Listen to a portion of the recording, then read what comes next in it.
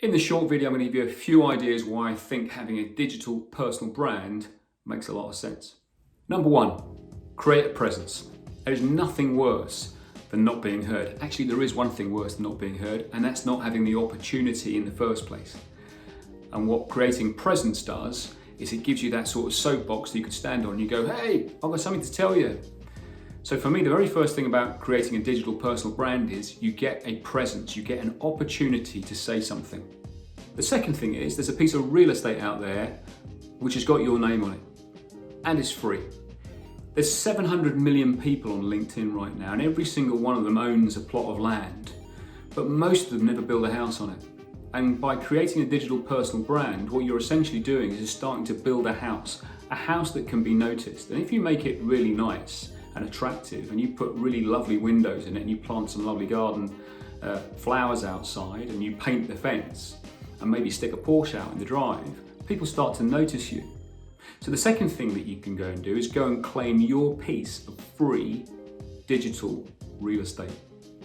The third thing is once you've built that house, you get the chance to positively influence people. They'll start looking at you, and you get the chance to influence them. Now, here's the thing, you have to be really, really passionate that the product or service that you sell or you offer actually helps people solve a problem. And assuming that it does, and as long as you are passionate about it yourself, i.e. you'd sell it to your mother, then actually now what you can go and do is influence people to go and get the benefits that you know exist if people would buy it. So the third thing you get to do is you get to positively influence people.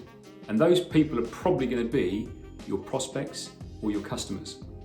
The fourth way is to differentiate, and that's what comes as a byproduct, if you like, of owning that piece of real estate and starting to influence people. There are certain roles in life, we must agree, that have kind of been pigeonholed, a bit stereotypical in terms of how people look at them and view them.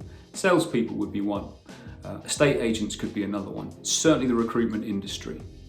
What better way to put the record straight than for you to be different to what the stereotype is by showing people exactly how you help people and how great your product or service can be in terms of the outcome that they get. Number 5 is the payback that comes with those 4 things. So once you've created your digital personal brand, what happens next is you tend to start to see a lot of inbound leads. Everybody hates prospecting, yeah? It sucks. It requires real skill to be able to prospect and make outbound calls effectively. You need a real mindset that's able to manage and be resilient to what can tend to happen when we get that wrong. Imagine you're standing on a stage at the O2 and everybody in the audience is either a prospect or an ideal customer. That's the ability that you can create for yourself, the payback for you, if you like, by having a digital personal brand. You get to influence a massive audience all at the same time. Do all those things, and I promise you over a period of time, as long as you're persistent, you'll become the go-to person in your marketplace, and who wouldn't want to be that?